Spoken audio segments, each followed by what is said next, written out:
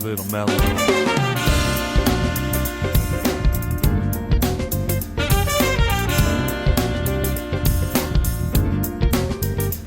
Let me begin.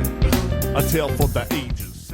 My name is Kristen Otterby, and I'm a historian. I have a master's degree in history and historic administration. And my first job in a museum was in 1987, sewing costumes for interpreters. And eventually I worked as a museum curator, museum administrator, and today I work as a historian. Very neat. And how did you become involved with the Lakewood Heritage Center in Belmar Park? Well, to be quite frank, they offered to pay me, so it was a good deal. I was hired by the city of Lakewood in 1996 to be the museum curator, and then eventually my position was changed, so I was the site administrator. So I supervised the curatorial team as well as their volunteers and some other part-time staff. So Belmar became a public park in 1973 after a group of students spent 2 years collecting signatures and doing newspaper ads and print ads. They campaigned tirelessly. There were 5 students and their teacher in a citizens action class. They played on the land around Kuntz Lake, and just couldn't quite stomach the idea that it would become a residential neighborhood. So they campaigned for the park. Voters in 1972 passed a referendum to allow a mill levy so that the city could purchase the land, and in the end we have this beautiful 122-acre park. We found evidence of not only dinosaurs, but a lot of fossilized plant life when we were working on the amphitheater that's in the western part of the museum park. And when they drained Kuntz Lake in the 1970s, there were Triceratops bones as well. So yeah, dinosaurs roamed through this park. The water that's in this area is all man-made. The Kuntz Lake is not a natural lake, so I think we can assume that Native Americans used this area like they did the rest of Jefferson County as they were passing through, probably on their way to Colorado Springs or in that area by Garden of the Gods, or to the western slope where the Southern Ute and Ute Mountain Ute and Northern Ute reservations are today. Okay, awesome. And how was Lake Kuntz formed? So Lake Kuntz is part of a reservoir system, and it was formed after they dug some agricultural ditches, specifically the Welch Ditch, which originates just north of Colfax, actually a little bit west of Sims Street. And Kuntz Lake is the largest of 4 reservoirs in that system. Really? How big and deep is the lake now? You know, I don't know how deep it is. It was drained in the 1970s because they were talking about building a housing development there, and so in advance of that, they had drained that lake.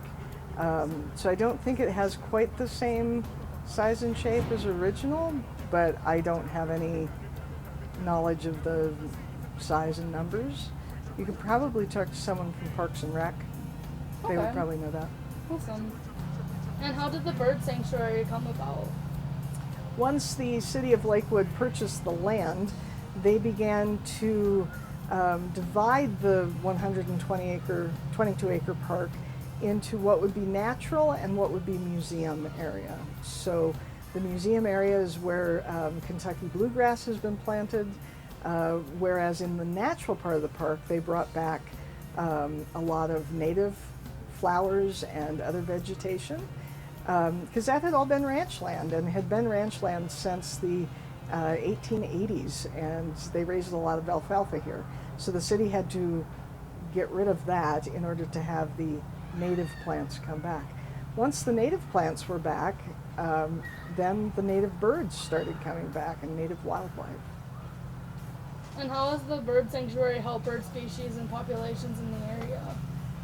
This is an amazing park because it's this jewel of open space, and a fairly large piece of open space in the middle of the city. And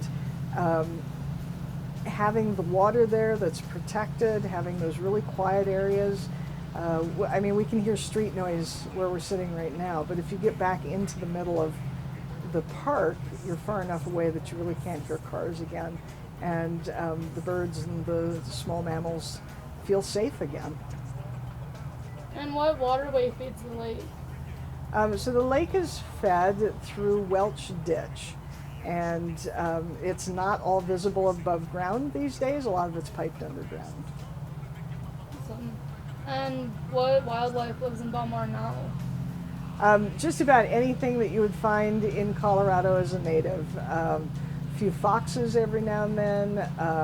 I've seen coyote. Not generally larger species than that. Haven't seen any mountain lions in the park? I've never seen a mountain lion in the park. That doesn't mean they aren't here, because they're hard to see. But I've never seen one. I don't think they come this far into the city. There's quite a bit of city around us. And how many miles are at the Belmar Park? Or how many trails in the Belmar Park? Yeah, so there's walking paths that are concrete. There's dirt paths. There's also riding trails. I believe the total is almost 3 miles. I do know that if you walk around the perimeter, follow all the perimeter paths, it's about 1.8 miles to walk that. And I think it's total probably about 2.9. Are the trails fairly popular to the public? They're really popular, really popular.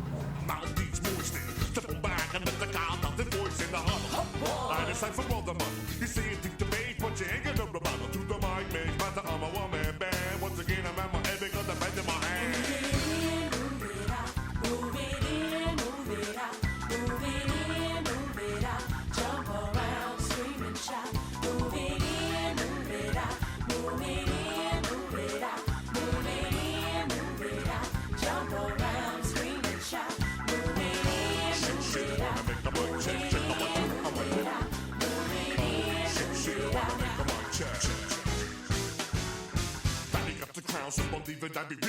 Got the fire stunts, but no, I'm not Carnival. Just a kid who can pop a pocket down with the best. And in case you haven't noticed, let me get it up my chest. I can come correct and do it all time. If you want to rip it, but I be set my mind. This is how I'm doing it to make it think of off. And I want just to start but you might just see me move it in, move it out, move it in, move it out, move it in, move it out.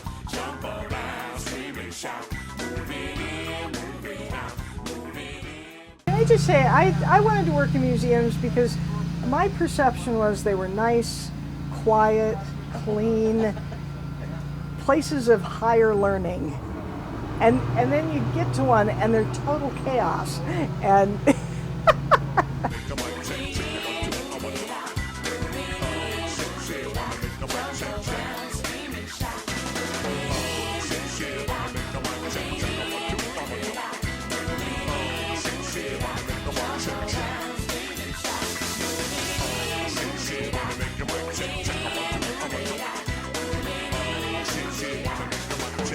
Check.